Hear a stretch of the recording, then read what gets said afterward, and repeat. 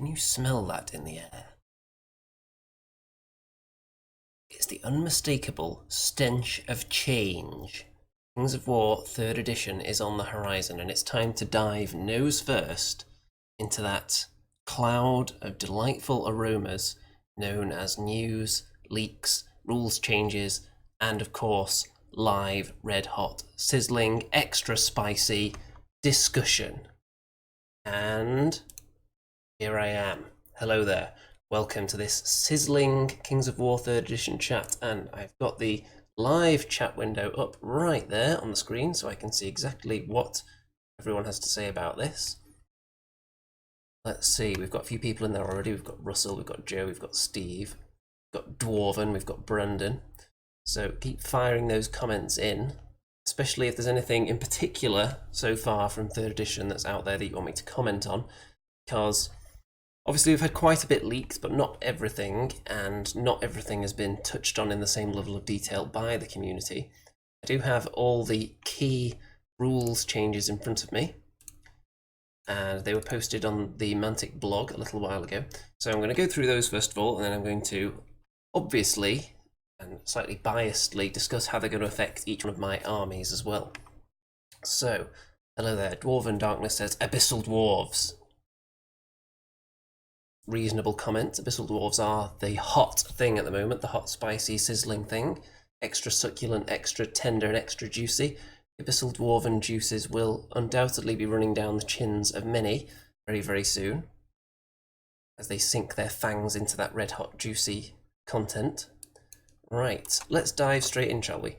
So, first of all, let's just go through it in the list in which they've provided them, in that order.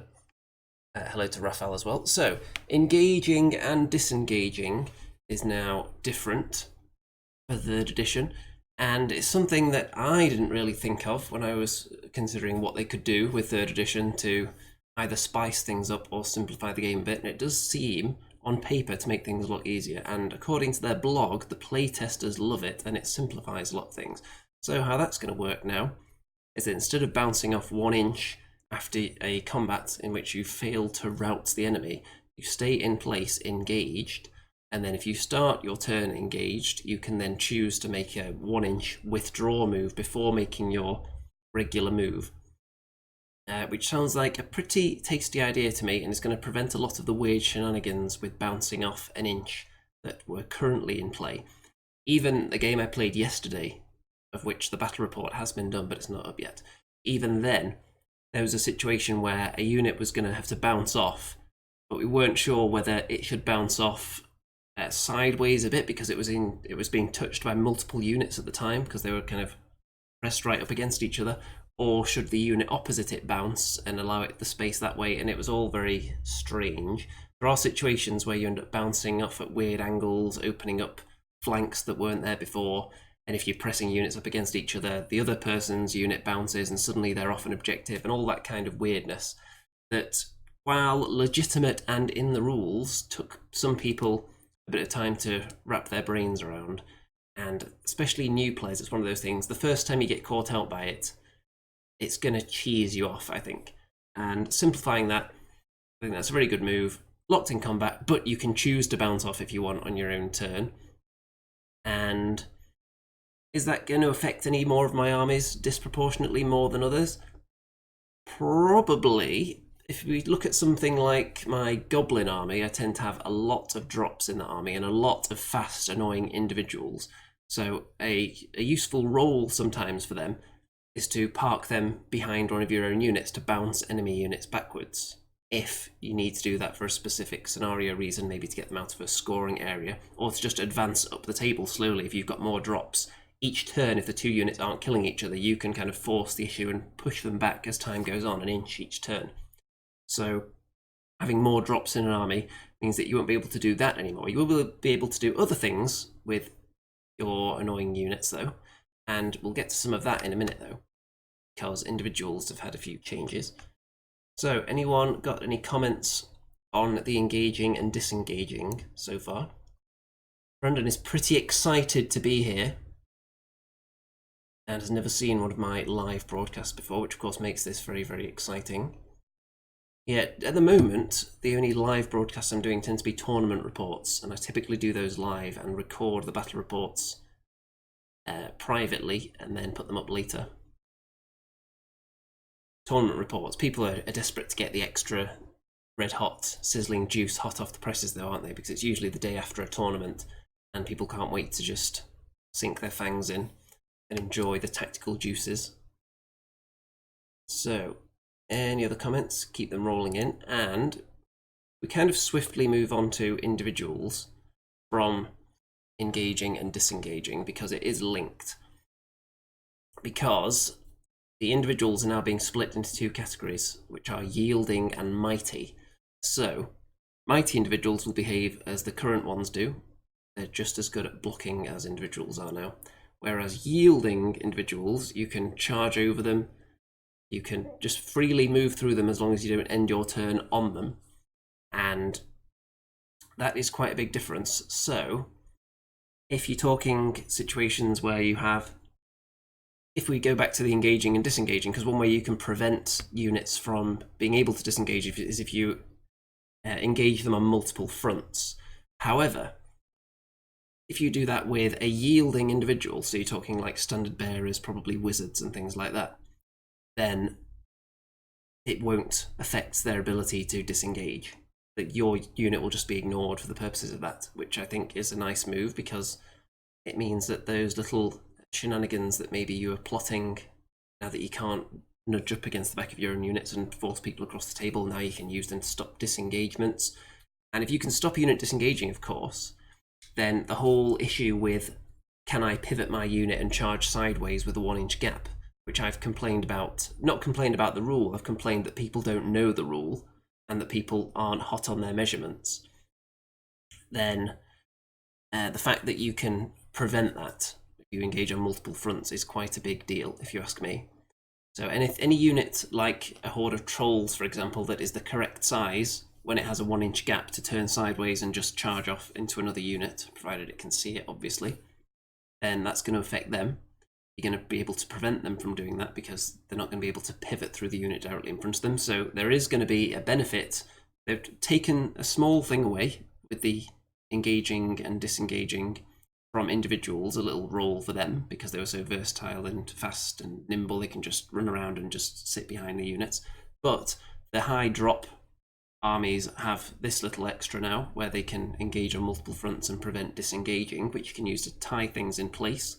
So even you're talking about your nimble units now, something like werewolves, because they're not perfectly square, so they would need that gap in order to turn and then go off and do their nice corkscrew charge. But if you're engaging them on two fronts with two weak calf units, for example, you are going to prevent them from charging off around them. And that's going to be quite an interesting change to me. Raphael says, I like the change and the fact that you cannot disengage while charged from multiple sides. Yes, I think that sounds very good.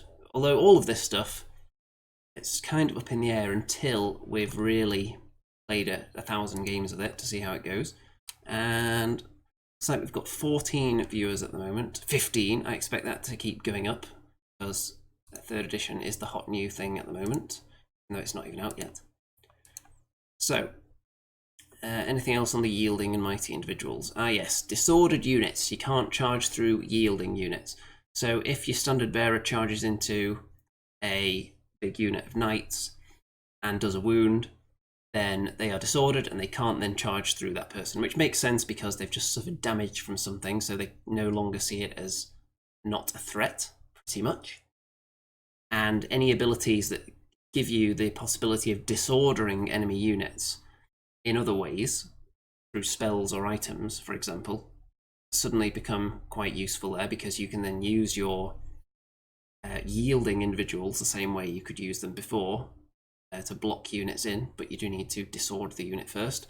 So you can still use them for this purpose, you just have to plan out a bit more. It's less of a no-brainer to just think, well, here comes the enemy battle line, out you go, a couple of standard bearers, just stand in the way, and that's going to buy me another turn of shooting, and then you'll be dead. So we've got Dicey and Andy in the chat as well. Hopefully we'll have some nice tactical insights from those two, and some thoughts on these changes. So, engaging and disengaging, yielding and mighty. Some might say they're quite significant changes, but I would say they're not that complicated. And if anyone thinks back to the video I made when 3rd edition was announced, and I had a list of things that I would like them to simplify and complicate, there were certain rules I wanted them to make more simple and streamlined, and there are other things that I felt they could add a bit more nuance to. And I don't think either of these so far are too complicated. I think they're still streamlined enough, even though the yielding and mighty is of course adding an extra layer to the game, kind of adding an extra rule in there, an extra dividing line between the two types of individual, but I don't think it complicates things too much. And you'd have to have an awful lot of tiny changes like that in order to overcomplicate the game, I think. See, Brandon says, I assume that yielding individuals can still be annoying as you can't finish your move on top of them, probably can still block charges in certain circumstances. Yes, you certainly would be able to block under certain circumstances. If you put the individual in question in front of a unit, close enough so that the unit can't pass by it without getting stuck, often you would have to probably use 2 individuals to do that at least, because if they charge straight through it and make contact, presumably they would just slide down a bit and attach themselves to the part of the facing that isn't blocked by an individual. So you would need multiples, you'd need like a line of them across the front, and most units aren't so deep that it would be a bit of a risk to put them in that position anyway, because there's always the chance of the overrun there. And if you just put a big line of individuals to prevent that, then of course, you're of course looking at the potential for lots of overrun. So there are ways you can do it, but you'd have to be careful, and you have to actually invest more thought into the blockages, which is what I was saying earlier, how you can't just, it's not just a no-brainer strategy to just fly out your standard bearer into the middle of the battlefield, just stand them in front of the enemy unit, and now suddenly they're stuck. You have to think a bit more about it, and you'll need more of them. Let's see. Robin says, interested to see if they've put an evade move in. Well, it depends what you mean by evade. You have to elaborate on that a bit. Matt is here for the intimate probing as advertised. Yes, there will be probing, and it's been quite intimate so far, I think. And it's only going to get more so as we move on. So Matt says, if an individual is in front of a unit, it's really hard to block. If it's too far away, the unit moves through. If it's too close, you can either pivot around them or overrun. Yes, it's difficult. There will be circumstances where these rule changes won't affect your strategy whatsoever, but it'll be rare. Okay, so the yielding and mighty rules. Which of my armies is that going to affect? Well, obviously goblins, because undoubtedly most of the individuals I run in goblins are going to be yielding. Typically take 2 standard bearers and at least 1 wizard, sometimes 2. So they're not going to be able to just block people in willy-nilly like they did before. So that's going to lead to possibly some different choices in my army even, because that's one of the roles that I use them for, and if they're no longer good for that, then maybe I'll look at something else that can do that job. So I'd be looking at things like chaff troops, which is doubly interesting now that yellow-bellied has disappeared, and I don't think anything else is going to be dropping in its place that's going to have the same effect. But we haven't obviously had any confirmation that there's going to be anything like that yet. It seems like it's totally gone and there's nothing that's going to have a similar effect to yellow-bellied that we've seen so far. So that means things like more beasts, which I typically don't take because they're yellow-bellied, and the only thing I want to use them for is to kind of run them in front of my lines and block enemy units in. But you do kind of want to charge them now and then to get them out of the way of things. You don't always just want to walk them forward and just sit in front of things. So the yellow-bellied was really annoying on them, and that was the reason I didn't really take them. Because a standard bearer, for example, you can put an item on it with the Diadem of Dragonkind, for instance, and he can just dance around everywhere, diademing people, and then when the enemy get too close, he can just scoot round with his nimble, tiny little base, sit in front of them, block them in, sacrifice himself, he's done his job. Whereas something like a unit of more beasts wouldn't be quite so adept in that role. Matt says he can confirm there's nothing to take the place of yellow-bellied.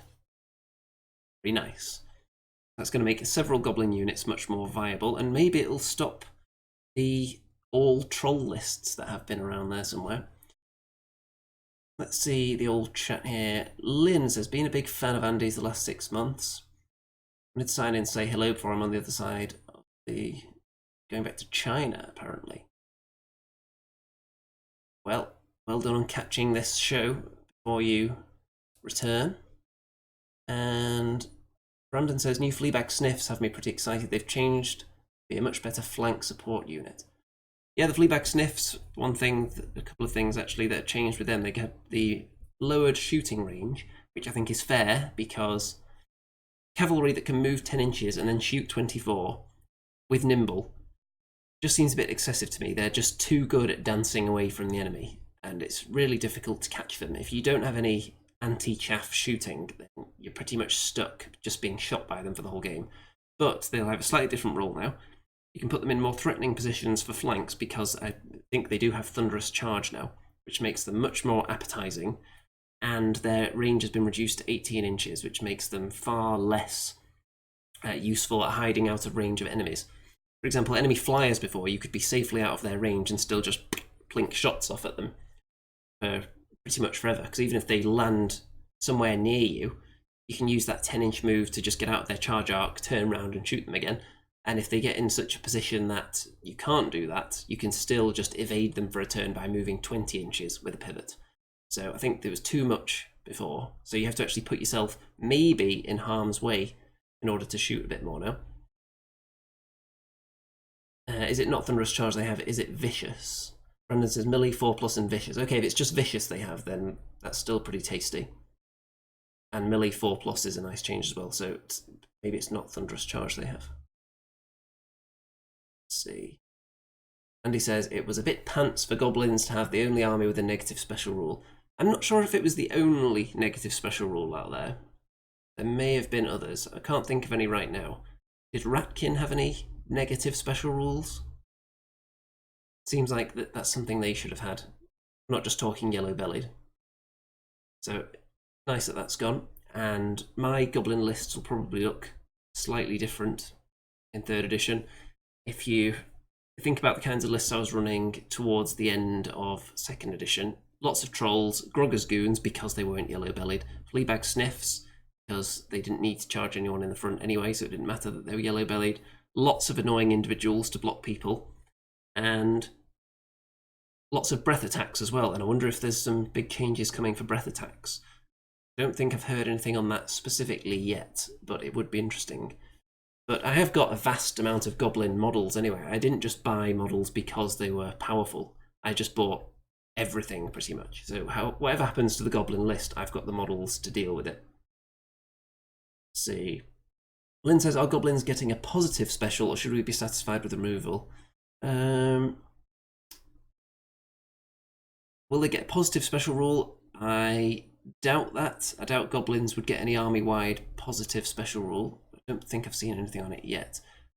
One thing is, they might get... I can't remember if there's any news on whether they've got kind of an army-wide upgrade, but it seems that a lot of armies are getting something like that now, where a lot of the units in the list can take the same optional upgrade. I don't know whether goblins have anything like that.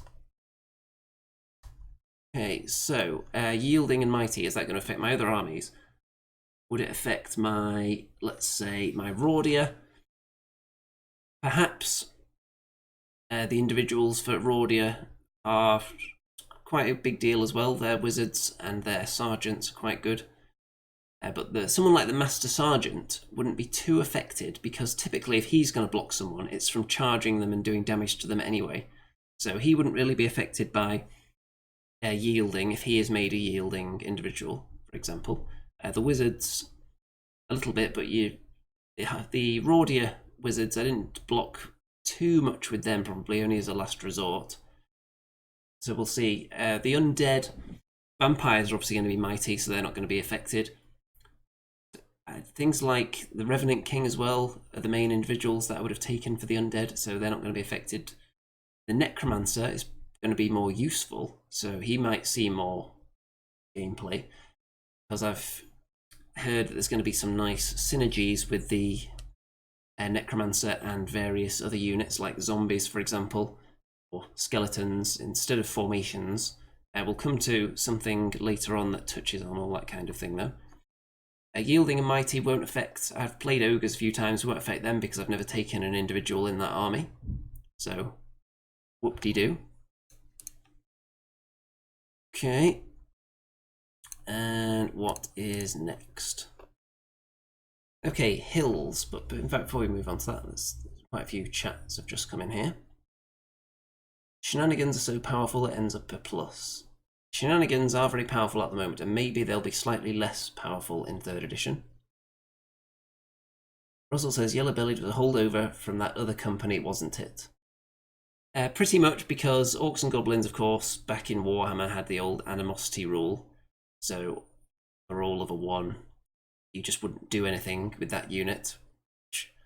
It's really hard to balance that. In a game that's more friendly, arguably, or supposedly more friendly and laid back and less competitive, then you can understand having crazy rules like that. But it's so difficult to point that accurately in an army because it's only going to happen once every 6 times on average. The Yellow Bellied is going to come up, but when it does come up, that unit is completely worthless pretty much for the turn, unless you take things like Fleabag Sniffs that can just still shoot even after failing the test.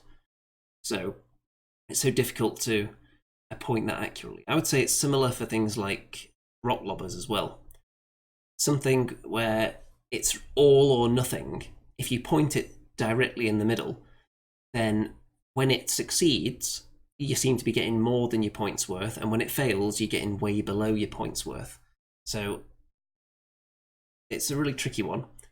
And actually, one thing I've seen with Rock Lobbers and artillery in general is that the ones we've seen so far seem to have got more attacks, but less potent attacks now, which I'm in favour of, because I think it's a little too much how devastating they are, but how infrequently they hit.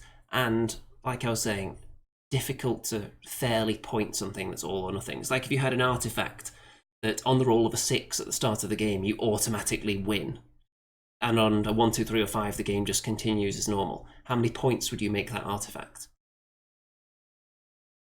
You're just going to automatically win 1 in 6 games. How could you come up with a fair point level for that? Because most of the time it's doing absolutely nothing for you.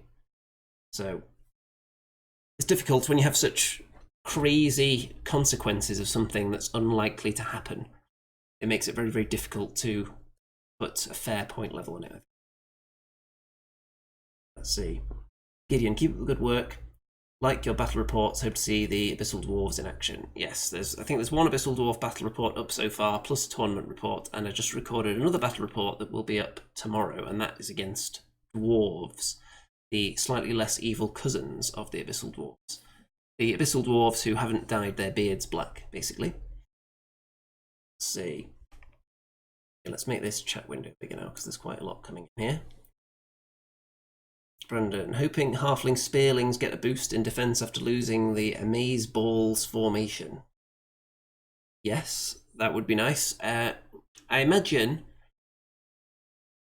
it's a tough one to say because they're obviously going to be in the Uncharted Empires, I think, along with all the other kind of unsupported races. And in the Clash of Kings supplements, those races typically have suffered from a lack of stuff. Because why would you want to give a load of spicy new stuff to an army that you don't even have models for? So it makes sense. And the formations for those armies often seem quite minimal. So it'll be interesting to see whether the Uncharted Empire's armies are actually on a par with everything else. They get just as much exciting, juicy stuff, at least at the start of the edition. Or will they be kind of left behind a bit and just there to throw a bone to people that still have those armies? Because obviously you can't buy currently Mantic models for any of those armies. There are a couple of exceptions actually, like the Ratkin. There's a couple of Mantic Rat models you can use, which I believe are just from Dead Zone. Okay, anything else? Robin says, basically, unit declares a charge, target may stand or takes an evade move straight back. Oh yeah, you're asking about whether there's going to be an evade action. If they get caught, then auto disordered. I don't think they will do that. I don't think they'll have the ability for units to dance out the way of a charge, because I think you have enough you can guarantee that you're out of someone's charge range, pretty much. A slight difference though, because wild charge is coming in, which I'll get to in a second. It links in nicely with this. But typically in Kings of War, you can put yourself in a position and guarantee your safety. And the units that you would want dancing out the way of a charge are typically the units that are going to be fast and nimble enough so that you wouldn't think they need a rule like that, I would suggest. So, and if it's a unit that's just there to bait someone into charging them so they can fall back, then I'm not sure. I'm not sure that would really fit in with the rest of the game. And on wild charge then, so there has been an item for a while now that gives you +1 to your charge, but not your move or your at the double moves. So, and that's kind of been moved into certain units now as just a standard rule. So wild charge 1 means you get an extra inch on your charge, but it doesn't affect your regular move or your at the double moves. And there's wild charge with a random number, which you roll before you decide if you want to charge somebody. So do you take the risk and put yourself close to the enemy lines to get in your own charge range, but then you're running the risk that they might roll a 3 on the D3 wild charge and suddenly they can charge you first, or do you stay safely out of that range? Adds a little bit of an interesting dynamic there. Lynn says that kind of evasion would break what I think Mantic's design principle. The player whose turn it is does all the deciding and rolling. Yeah, pretty much. I think that's about right. I think you have plenty of opportunities to be out of harm's way from charges in general. Brandon says, I wouldn't mind an evade style rule for specific units, but it would have to be something other than above, random or more risk or something. There isn't really anything with kind of charge reactions. There've been artifacts where you have to declare the turn before that suddenly they're going to like bed in and they've got higher defense now. So there is a kind of precedent for something along those lines, something where you declare the turn before and suddenly you have some benefit against attack. But there isn't anything where in the opposing turn suddenly you can decide, okay, now I'm activating this item that does this because you've charged me. I don't think there's anything like that in Kings of War. All the decision making is typically on your own turn. So I don't think they would have that.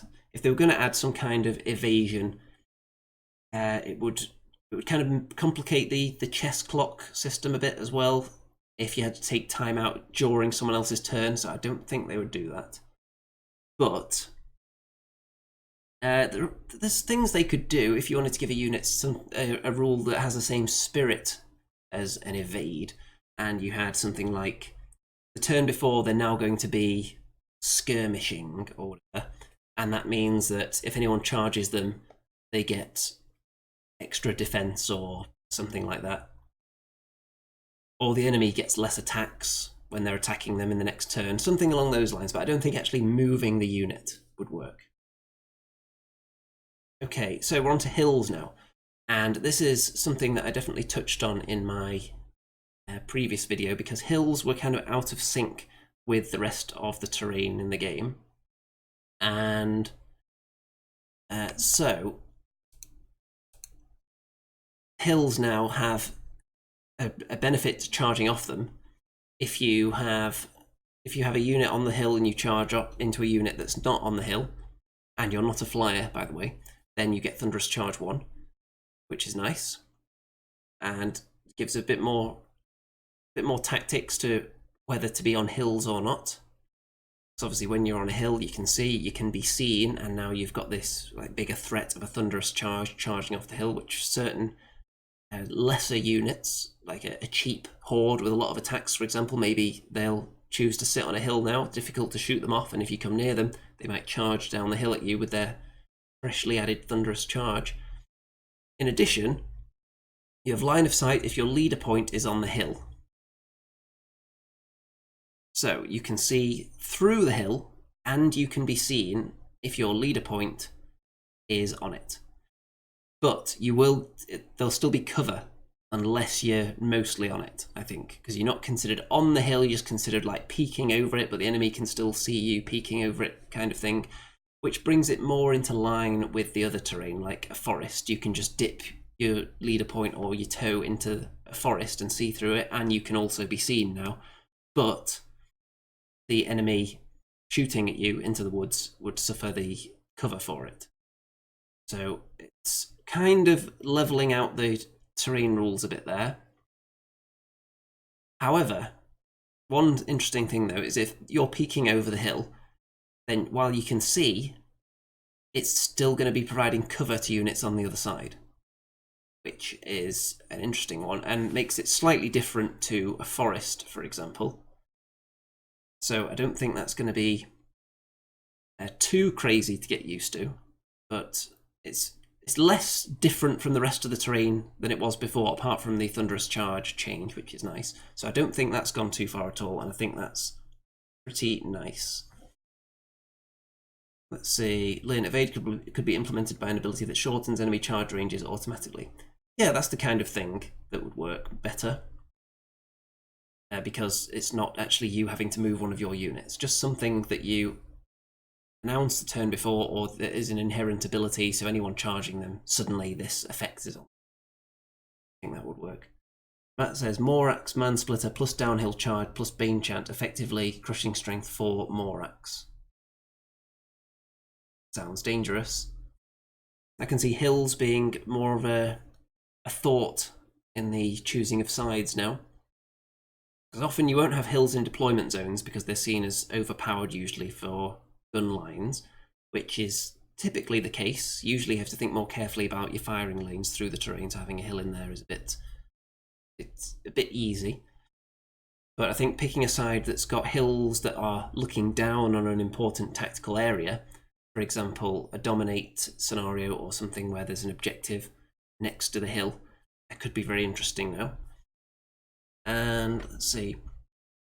Speaking of line of sight, any leaked changes to that? A bit annoying with the whole toe in terrain thing. I'm not sure if that's changed regarding whether you can just dip your toe in or whether it has to be the leader point anymore. I'm sure there's at least one person in the chat that's qualified to answer whether there's been any leaks on that, but it would be interesting to see. So hills, is that going to affect any of my armies? Well, it's going to affect every army pretty much. Anything with a fast unit that can position themselves somewhere and then virtually guarantee that they get the charge without being a flyer. So the number one unit that jumps to mind is Goblin Fleabags, obviously. So Goblin Fleabags on a hill, even Goblin Sniffs on a hill, charging down with their insane range. They're not flyers though, so they will get the Thunderous Charge, plus the extra bonuses they've got to combat. So Fleabag Sniffs just shooting you from a hill, and when you come into range, they just charge down without Yellow Bellied, with the Thunderous Charge and the Vicious and the hitting on fours, and suddenly, that sounds a bit spicy to me. I might have to start making some snow hills. I've already got two, but maybe just fill the entire table with hills. Okay. Andy says, with more access to Thunderous Charge, I suppose that will make Spearmen more valuable. That is another very important point, of course. So to counter enemies charging down from hills, you will want more Phalanx units now. And Phalanx, before it was not that widely taken because Thunderous Charge wasn't that widely taken, but the changes to Thunderous Charge meant that when you were hindered, you only lose one Thunderous Charge, so suddenly people started taking the units with Thunderous Charge 2 and 3, and suddenly Phalanx is hot again.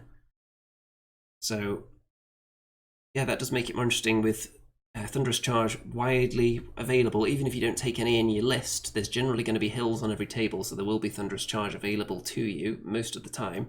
So Phalanx seems like a good idea now. Let's see. Okay, shall we move on to auras now?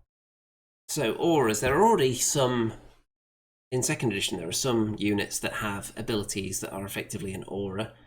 You've got things like, is it Mortibris that gives everyone stealthy nearby? And you've got effects like Inspiring that are effectively an aura as well, and Rallying and that kind of thing. But it seems like there's going to be more of that now. and they're going to be specific in which units they affect, because often those abilities will say a friendly non-allied unit, but now it'll be targeted at specific units, some of these abilities.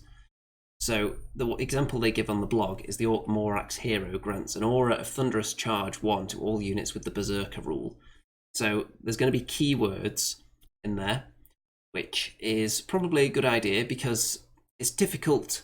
If you look at somebody like, let's look at the Abyssal Dwarves with Dravik, the Ironcaster.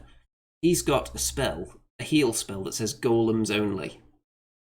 So does that mean it works on any unit that has the word golem in their name? Does it mean it works on anyone who is a golem? Because if you look at Infernock, that's basically a greater obsidian golem with a fancy name. Does he count as a golem? And these questions end up coming up a lot. So having it with keywords now, so it would just now say, heal any unit with the golem keyword, and then all those units that it can affect would just have golem in their keywords. That just streamlines everything, makes it very, very easy, and there's going to be none of those debates around which units count and which ones don't. It was often legendary units that the discussions would come up there because they have names and are they classed as this or that.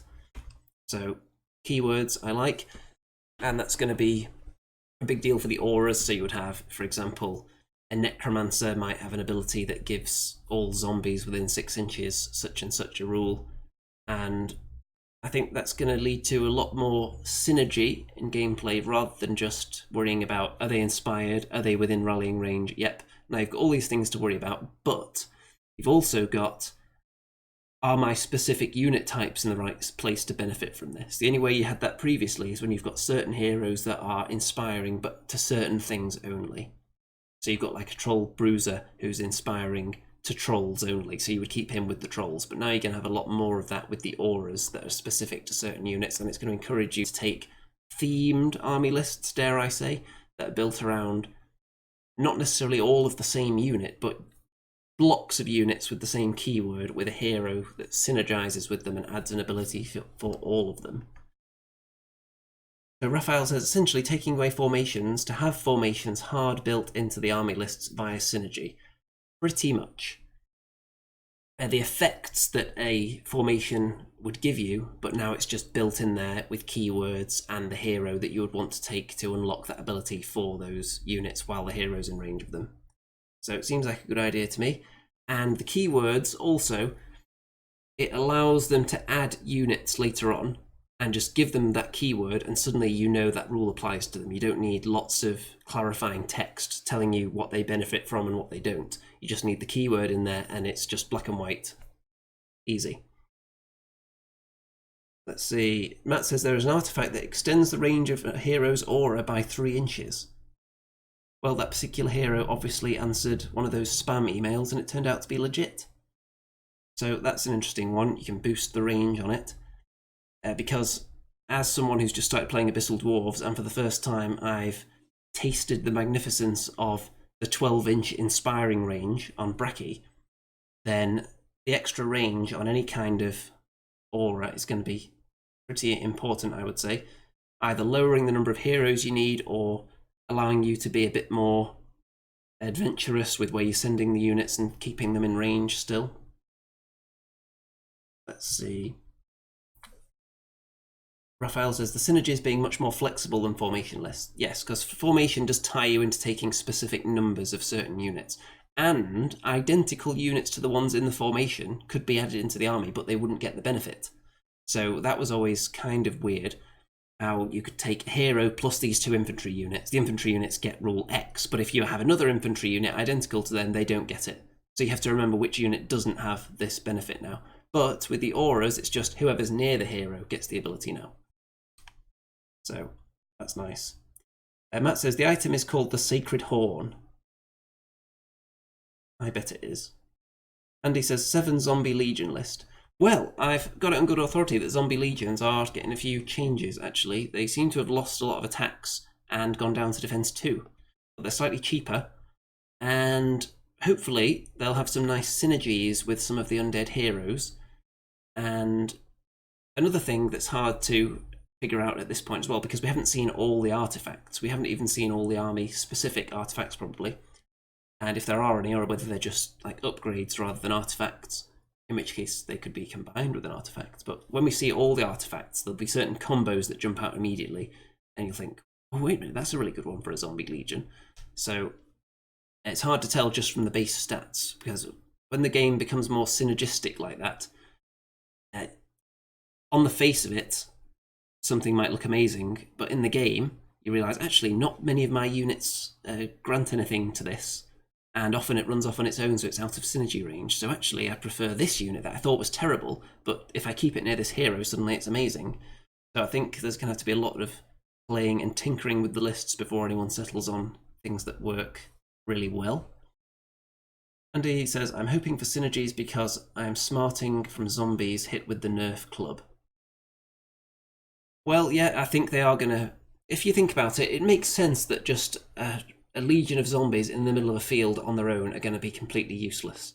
However, bring some evil undead magic around them and start beefing them up a bit and start filling them with some vigour and infusing them with those energies, then they should suddenly become a bit of a fighting machine. So hopefully that's the kind of theme they're going for. The unit is just god-awful, but if you put some magic users near it, suddenly it's like Popeye with the spinach, and they just go to town and destroy everything. That would be nice, wouldn't it? Brandon, I'm liking the sound of dualist heroes, meaning that the aura heroes will need to be protected, and how fighty characters seem cheaper, but mounts got more expensive. Yes, I did notice actually the mounts I've seen so far have got more expensive. Things like goblins, they needed to be more expensive because they were auto-include, because it puts you up to speed 10 with their flea bags, which is just insane for the points you're paying. I think they already got a slight points increase in one of the previous Clash of Kings books, but I think across the board, you should make everything, in the perfect world, everything should be pointed so that you see each unit kind of equally on the table, but you saw a lot more mounted goblin heroes than non-mounted, I would say, because they were just so fast and versatile. Let's have a look. Anything else in the auras section I want to touch on here? Combining all sorts of horrible combos with multiple auras. No, you can't stack auras with the same order.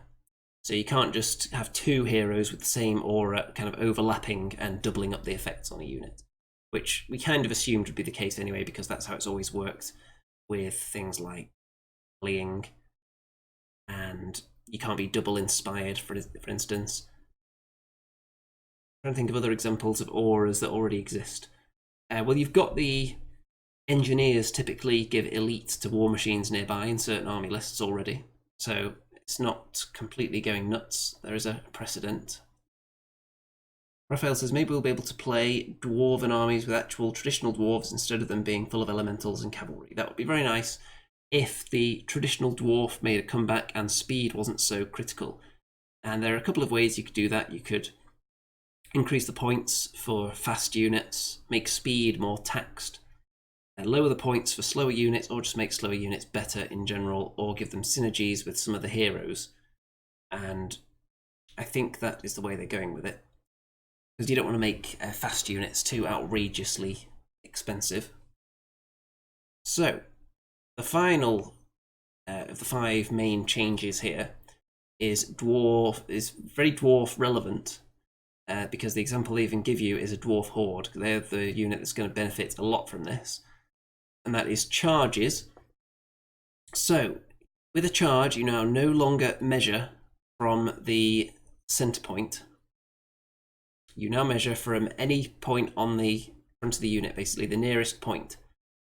So a dwarf unit with a charge of 8 that's about that long, a horde, then something that's barely a couple of inches away from you, but still in your charge arc, is actually out of your range because the unit's so wide and so far away from its own center point, which was always a little bit crazy. So they now have a much more wide charge threat range, which is nice. And which other units will benefit a lot from that? Other than dwarves, obviously abyssal dwarves. Who else has got slow cavalry? Any slow infantry? Any big kind of infantry hordes will benefit from that because they're wide and not particularly fast. But cavalry, a cavalry horde will also benefit from that because they're really wide and suddenly they can cover half the table. because they're already fast. So that makes them very interesting as well. And Andy says zombies. Ogre Legions is another one that's come in. Yep, orcs benefit because they have such a huge size of their base because they're all big fat infantry on the 25mm bases, which would be the same for salamanders as well. So it's not just slow units that are going to benefit, everything that's on a gigantic base. Chariots as well, they're quite large. And chariots are an interesting thing actually as well because they have changed the unit makeup of chariots. Now I'm not sure if I can find a specific page with this on, but off the top of my head, the chariots are now reduced in number so that you can take a troop of them, which is 2. However, my worry for that, well, before I get to that, so a troop would be 2, a regiment would be 3, and then a horde, I think, is a horde 4 with chariots now, and then a legion is 6. I think that's right. If that's not, someone will correct me. The one thing I've seen people ask on this, and I haven't actually seen the answer, whether someone's given it or not, I don't know, is whether the chariots, the fact that you're expected to put 2 of them on a base, they ain't gonna fit. Goblin mincers, for example, don't even fit on the base they come with, so you're not going to fit 2 of them on a base that's exactly twice the size. So does that mean you have to somehow squeeze 2 of them onto that base to meet minimum model count, or can you just have 1 on there? I don't know, I haven't seen that clarified anywhere yet. And that means that my ogre army, which I use my Stormcast on, I use the big dragon as a chariot horde at the moment, that would now be a chariot legion, which sounds much more exciting, doesn't it? So I think that'll be fun. And they're not invalidating anyone's chariot units, they're just adding in other sizes that you can now make in addition to those, which is nice. Because the one thing you don't want is for them to suddenly make the size and shape of all the chariot units different without leaving the old ones in there. Now, if they made these changes and the 3 chariots or the 6 chariots was suddenly totally useless and the only useful chariots worth taking were in 2s or 4s, then yes, I could understand people giving them a bit of a look, but it seems like that's not the case at first glance. On one of the Mantic blogs, I did see the Mincer mob, which can be taken as a troop of 2 or a regiment of 3. They're effectively a chariot. I'd like to see you squeeze 2 of those onto a base size, though, that's fit for 2. And there are some armies that I think have even bigger ones than the goblins. And the goblin mincer, it's supposed to come with spikes on the wheels as well, but the wheels are already overhanging the edge of the base. So, Mantic, you need to make smaller models to fit on the base, or you need to clarify what's going on with the minimum model count for chariots, because they ain't going to fit. I've seen some people with chariot hordes currently where they'll have one that's like crashed and the others steering around it, and that's one way to give them a bit of a smaller footprint. So there are ways around it. See, Brandon says, I'll find a way to make it work. New mincer mobs seem tasty, to quote a YouTube celebrity. Yes. Yeah, they do look quite tasty. Mincers. The one thing that jumps out immediately when I'm looking at mincers is that they can't be wavered anymore. The amount of times that my mincer was wavered after taking 1 point of damage from archers. Even with big shield, 1 point of damage is going to get through, and then just immediately wavered. However, you can't... Can you still take 1 mincer on its own anymore? I'm not sure. That remains to be seen, but I'm sure we'll find out. But the fact that they can't be wavered, very big deal. And I like it. I approve. And very, very nice indeed. Keywords gizmo as well on the mincer mob, which suggests that there's going to be some kind of hero who benefits gizmos. So, not necessarily like as advanced as, say, a dwarven engineer or something, but some kind of goblin tinkerer type character. Put him nearby, and all gizmos in range get some benefit. See that being nice. And one of the new heroes they show off from the goblins, maybe gizmo synergy with more pup launcher and wing it, says Andy. Well, I've got a more pup launcher. I was going to use it for Vanguard, but then I realised you probably need more pups or more beasts to go with it, so I'd never got around to using it. So hopefully it'll just be able to slot into my Goblin army for full Kings of War nicely. And the Stingit is the hero that I've seen for the Goblins, which is Duelist. And it looks like he's kind of a sneaky Goblin assassin, basically. So that's going to be interesting to see how all that works.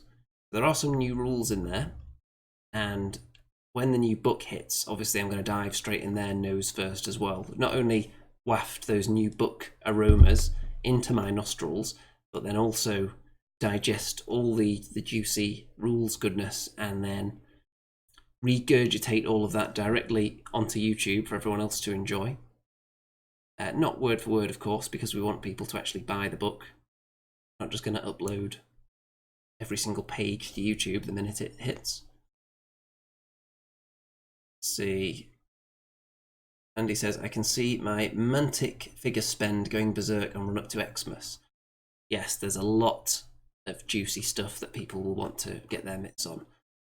Then of the Goblins, I obviously want to add a Wingit, because Goblin Flyers is something I've wanted for a long time. And I'm looking at this picture on the Mantic blog of Rob's Goblin army, and he's got 3 Goblin Mincers onto a chariot base, and they fit because they're not actually as long as they are wide. So if you turn them to a slight angle, then you can do it with just a few spikes poking off here and there. So I think it depends on the unit. But in general, the chariot base, it doesn't seem like the model was perfectly designed with that base size in mind.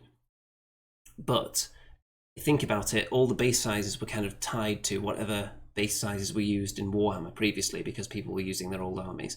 And then the new models were just made with whatever they wanted to make at the time, rather than specific for that base. So I would say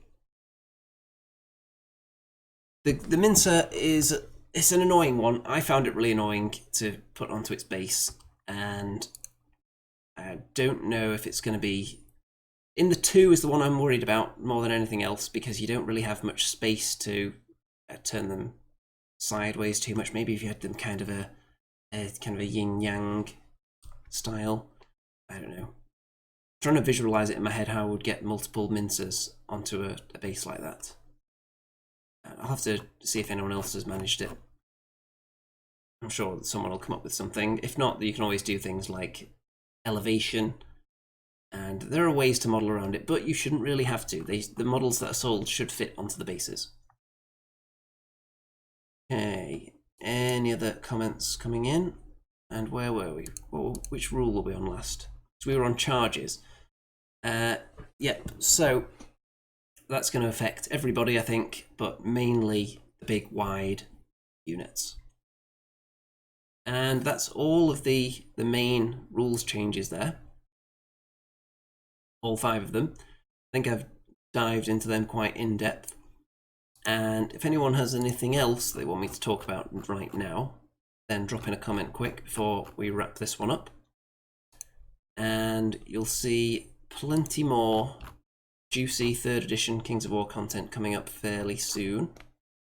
And as soon as the book hits, I'll be all over that like a rash, the good kind of rash that you just want to scratch, that feels good, but not the kind that leads to some terrible infection. Let's see, Brandon says, main rule change I'm guessing at, lots of shooter units have become irregular. I wouldn't be surprised at all. I don't think Mantic would have been thrilled with the prevalence of gun lines sometimes, shall we say. I think gun lines and all high-speed armies are 2 things that it's not really what I think Kings of War was initially designed to cater to. I think they wanted big, huge blocks of infantry marching towards each other, supported by the faster and the shootier units. So I think that is something that will happen. I think a lot of the shooting units will become irregular, so you can't take as many of them. I'm sure, whatever happens, whatever you do with the rules, people are going to squeeze some level of cheese out of it. And then it just relies on the yearly updates to just tweak and bring other things up into line. And Just little bits of balance here and there. You're never going to get it perfect, though. You just have to make sure there's nothing that's totally ridiculous. And in general, if something is totally ridiculous, limit the amount you can take. It's not that crazy. The unit's too good, make it irregular if you're not willing to change the points mid-edition. I wouldn't expect it the 3rd edition because of the amount of rules changes. Even though it's not vast, it's enough so that unless you'd been playtesting literally thousands of games with hundreds of players, then there are going to be certain situations that haven't come up or that haven't come up very often. So there are going to be things in there that people find that are a little bit strange, I'm sure, with some of the new rules. And I'm sure they'll jump on that with FAQs pretty rapidly and then make all those really official in the next updates, which I don't think they're calling Clash of Kings anymore, are they? I think they're changing that to something else. So it'll be interesting to see them keep on top of that. With it being a new edition, everyone's going to have some patience with it, of course, and time to get used to it, especially with some of the changes that will require you to know your army a bit better, I would say. Some of the synergies, you'll have to know which units are affected by what. And does that increase the learning curve of the game? Maybe a tiny bit, but I think it'll be worth it in the end. I think Brandon says, optically, Mantic doesn't change the rules to sell models. They try to make the game more balanced. I think generally that's pretty fair to say. I don't think I've seen too many Mantic models with rules that are totally ridiculous just to sell it to you. I know people have argued that certain units, when they had new models coming out, had changes made to them. But the one that actually jumps out at me actually got worse, arguably, when a new model came out, which was Cronius, because they changed him to suit what the model was like. So they stopped him being the beast that he was with his shooting ability and turned him into a combat monster who no one seems to take anymore. So if they were trying to boost sales on that new model, then that would have backfired, I would say. Daniel says, the Rules Committee always tries to balance all units. That sounds like a good policy. And obviously, Mantic do miss out a little bit on the kind of hot new buzz factor of a new army being released with a new book for them, and suddenly all these ridiculously powerful units that everyone's scrambling to buy and get on the table because they're the new hot juiciness, and the next tournament is 50% that army and 50% everybody else. That's probably... It's not good for short-term revenue, I would say, but long-term maybe you're going to have a more loyal fan base, perhaps, because you're going to have less people getting frustrated and less obsolete models, so maybe they're looking at it that way. And of course, you need to have the ability to just crank out armies constantly, like certain other companies do, to use that model. So I think if they can keep on top of releasing new units and making models for units that previously didn't have models, I think people will be happy. And eventually, I don't know if they're ever going to make models for any of the Uncharted Empire's armies, but it would be nice. I don't know how wise that would be, though. The people that are playing those armies probably already have them from other sources, and would people be as excited for those as they would be for just a brand new army, like, for example, the Northern Alliance? Know about that? I'm sure that's something that the higher-ups at Mantic have been discussing. Okay, I think it's about time to wrap this one up, folks. So, any last-minute comments that you want to launch in there, feel free. And I don't know if you've noticed, but of course, at the start of this stream, you'll have seen that I had some donations to the channel, and totally legit, not just photoshopped in there by me. £943,000 from Mr. Moneybags. Some other sizable contributions as well, but particularly from Mr. Pat Rienbacker, whose name is in no way any kind of gag.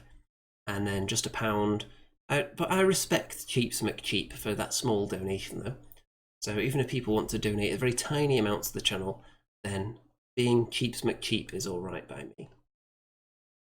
Okay, time to wrap this one up. So first of all, I am going to disappear from the screen, and you can just look at this beautiful, hastily thrown together little side panel I made before the show. I need to get the donations scrolling, actually, to make them a bit more convincing. And what else do I need to do? I need when someone, let's see, when someone does like a super chat and donates £1,000 to have their comment glow yellow, I need to have that pop up on the screen and say thank you to so and so and play sound effects. That's what people do, isn't it, on the live streams? That's how these live streamers swim in cash. And it's sort of like the Scrooge McDuck opening the vault, diving into the gold coins, popping out of a treasure chest on the other side of the room, spitting gold coins into the air.